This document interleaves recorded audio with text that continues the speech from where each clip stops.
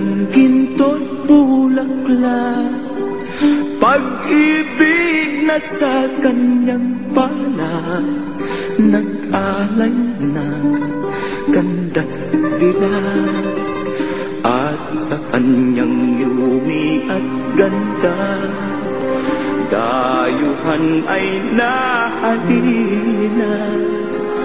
Bayan ko, binihag ka, nasadlak sa dusa. Isinasaad sa liham na ito ang mga papuri at parangal ni Rizal sa mga dalaga ng Malolos.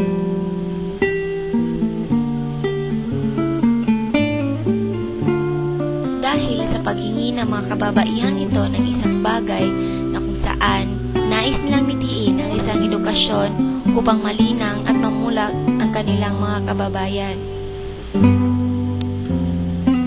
Sa kanyang mga papuri, sinabi niyang ang mga dalagang Pilipina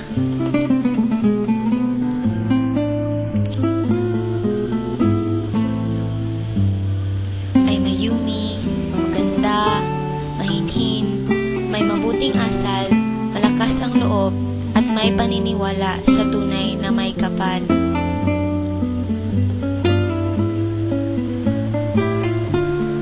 Sila ang mga nagsisilbing ilaw sa mga kalalakihan upang tumibay ang mga paninindigan para sa ikabubuti ng bayan.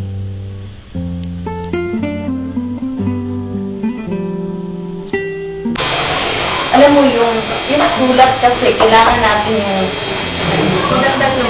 ang magandang gagawin mo. Nandito na ba ang mahal? Hindi pa ako kaya kawal ka para sa mga iba. Bakit na wala natin yung simulan? Kung maaari po, simulan natin, sabihin na natin yung iba anong pinag-usapan natin. So, nandito tayo ngayon para pag-usapan tungkol sa naudlot na sulat. Di ba hindi yun hindi na kabahay ang mga crime? Ano ba pwede natin gawin maliban doon? Gagawa tayo ng ibang paraan, di ba? Hindi nga tayo. Kailangan natin ituloy ito. Sumulat ang mga kababaihan sa Gobernador General upang aprubahan ang kanilang petisyon upang sila ay makapag-aral.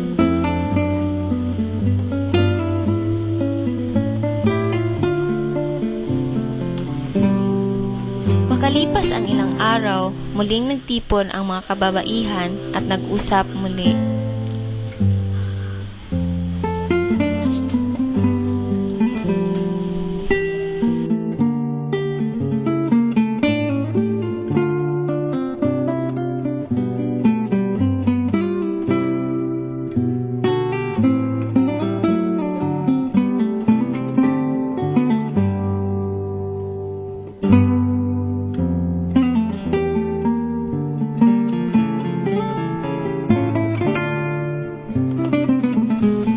May mga ibang tao mang nagpupumilit na sumira sa kanilang kapurihan ay dapat lamang silang maipagtanggol.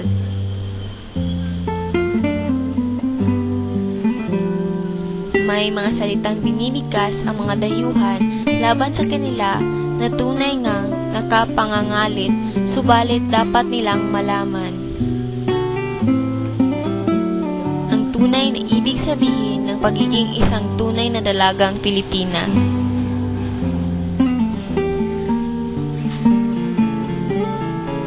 Nagbigay ng liham ang mga kababaihan kay Sir Rizal upang patnubayan sila sa kanilang layunin na makapag-aral.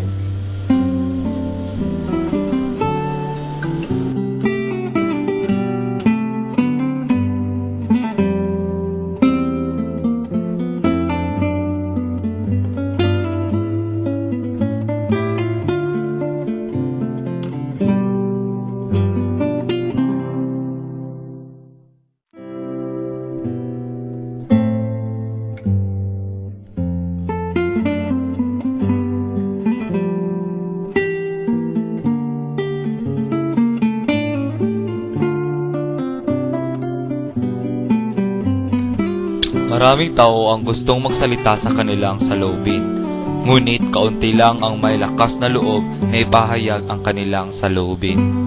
Ako'y natutuwa at nagagalak na mabalitaan ko na may ilang kababaihan na gustong mamulat sa katotohanan at may pakialam sa kanilang kinabukasan.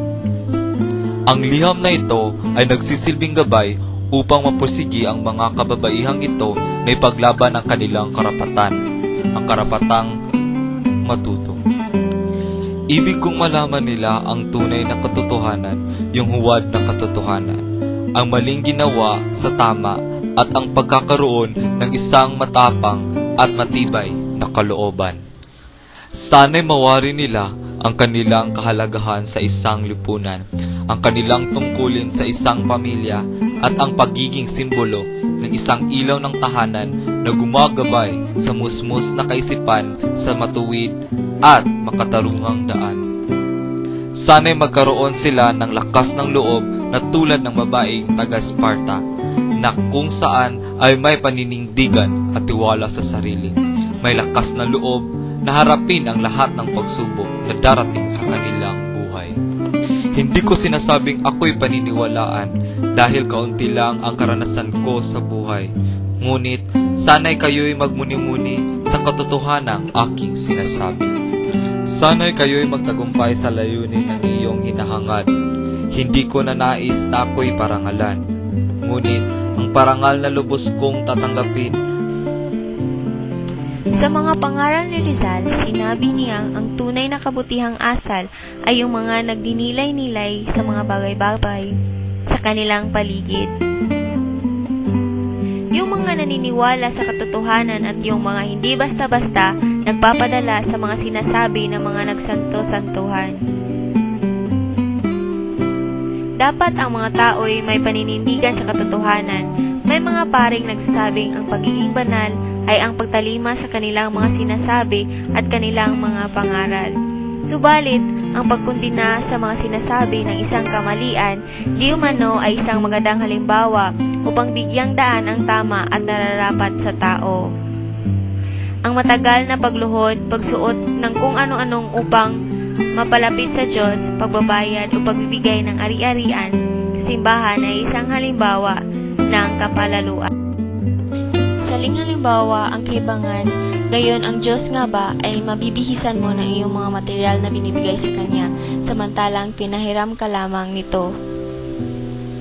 Sa kabila noon, Kanyang isinasalaysay ang ibig sabihin ng tunay na Diyos upang malaman nila ang sasambahin ng mga taong taos-pusong nag-aalay sa Kanya.